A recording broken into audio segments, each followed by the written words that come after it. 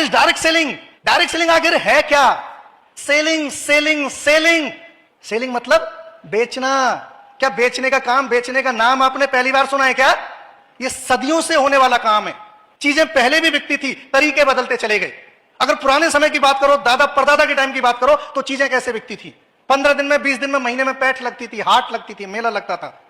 लोगों की जरूरतें कम थी, लोग उस पैठ में, हाट में जाते थे, अपनी जरूरत का सामान लेके आ जाते थे, जिंदगी बढ़िया चलती थी। वक्त बदला, जरूरतें बदली, तरीके बदले, सेल्स का तरीका बदला, दुकानें आ गई।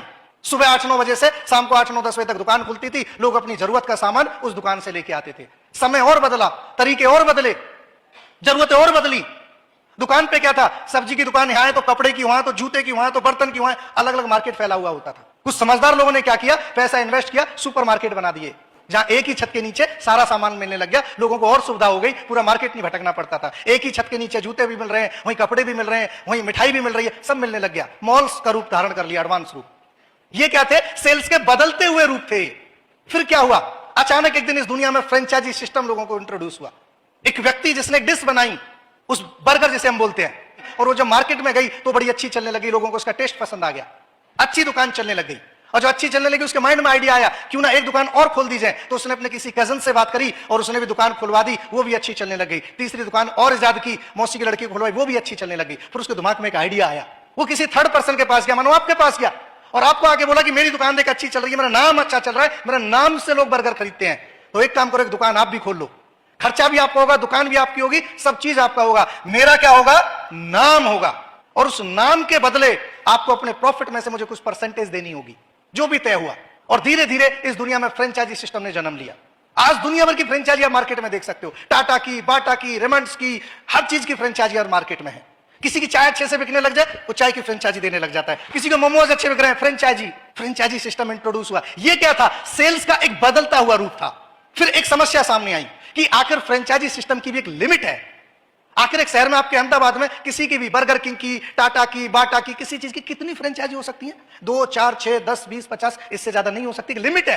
फिर कुछ बुद्धिजीवी लोगों के मन में एक आइडिया आया कि क्यों ना जिस व्यक्ति को हम अपना कस्टमर बना रहे हैं, हम अपना यूजर बना रहे हैं, अपना प्रोडक्ट दे रहे हैं, क्यों ना उस व्यक्ति को भी आगे सेल्स करने की अथॉरिटी दे दीजिए। मतलब जिसको हम फ्रेंचाइजी दे रहे हैं एक तरह से, उसी को आगे फ्रेंचाइजी देने की अथॉरिटी दे दीजिए, और उसके बदले जो सेल्स उसके जरिए होगी, उसके बदले उसे कुछ पैसा भी दे दिया जाए।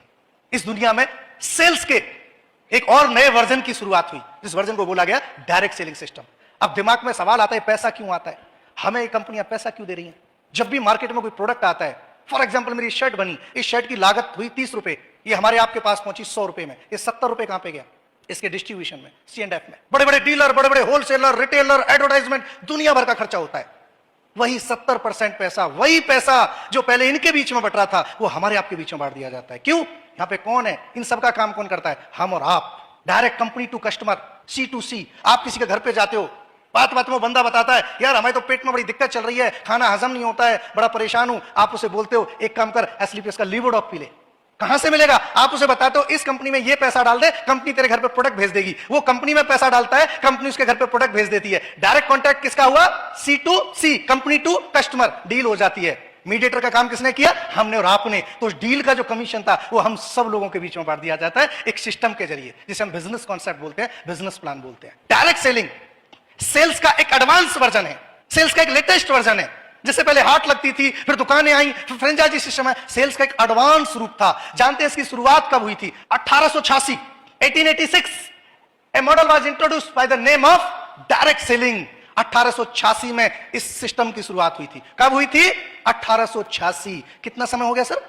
लगभग 139 साल, 139 years ago a business by introduce name direct selling. 139 साल पहले। सबसे पहले एक बात समझ लेना, एक बात, अगर आप आज के बाद आपको कोई बोले कि तू किस चक्कर में पड़ गया, ये भी कोई काम है करने का, बोला तू क्या जानता है इस काम के बारे में? अरे तेरे बाप के बाप का भी जन्म नहीं हुआ था, तब से बिजनेस इस दुनिया में चल रहा है। 1886 से बिजनेस चला रहा है। The first direct selling company was established in 1886, American businessman in California. The company used to make and sell perfume and cosmetic product. एक कंपनी क्या करती थी? परफ्यूम्स बनाती थी, कॉस्मेटिक प्रोडक्ट को सेल करती थी। बिजनेस किसके मॉड्यूल माध्यम से? डायरेक्ट सेलिंग बिजनेस मॉड्यूल के माध्यम से। इस कंपनी को रिनेम किया गया 1939 एवॉन कंपनी के नाम से। कुछ लोग जानते होंगे, सुना भी होगा। उसके बाद 1910 US direct selling association, USDA का गठन हुआ। एक कायदे कानून बनाने के लिए, जैसे बैंकों के ऊपर आरबीआई होता है, इंश्योरेंस के ऊपर आईआरडी होता है, ऐसी अमेरिका के अंदर जब बिजनेस फलने फूलने लग गया तो यूएसडीए का गठन किया गया इस बिजनेस को कमांड करने के लिए 1910 में। 1991 1951 Tupperware was started in India. India में कब आई? 1996। 1951 में टपरवेयर नाम की कंपनी आई इस दुनिया में जो होम यूटेंसिल, बर्तन वगैरह प्लास्टिक के बेचती थी। आप जानते हो, बहुत सारे लोग जानते हो टपरवेयर के बारे में। इंडिया में कंपनी कब आई थी? 1996 में। एंड देन 1959 एमवे कंपनी की शुरुआत हुई थी इस दुनिया के अंदर, जिसको आज मदर कंपनी और डायरेक्ट सेलिंग भी लोग बोलते हैं। और हिंदुस्तान में ये कंपनी भी कब आई थी? लगभग 94-95 में। मतलब हिंदुस्तान डायरेक्ट सेलिंग से इंट्रोड्यूस कब हुआ रियली? 1996 के आसपास। आज लगभग कितने साल हो चुके हैं? लगभग 29 ईयर्स एगो हिंदुस्तान में डायरेक्ट सेलिंग इंडस्ट्री की शुरुआत हुई। लेकिन आप सब जानते हैं ये हिंदुस्तान है मेरे दोस्त, यहां ओरिजिनल आने से पहले डुप्लीकेट पहले आ जाता है। पता है इस बात के बारे में? अभी रिसेंटली मेरे साथ एक घटना घट गई एक बार। अभी वजह सर क्या हुआ, ऐसी ऑनलाइन सर्च करते करते जूते बड़े पसंद आ गए। और गूगल पे आजकल तुम देखते हो जो चीज जरा सी सर्च कर लो वही चीज आपके सामने आने लग जाएगी। इंस्टा खोलोगे वही आएगा, यूट्यूब खोलोगे वही आएगा। तो अचानक से मुझे एक जॉर्डन कंपनी का जूता था, वो बड़ा पसंद आया मुझे।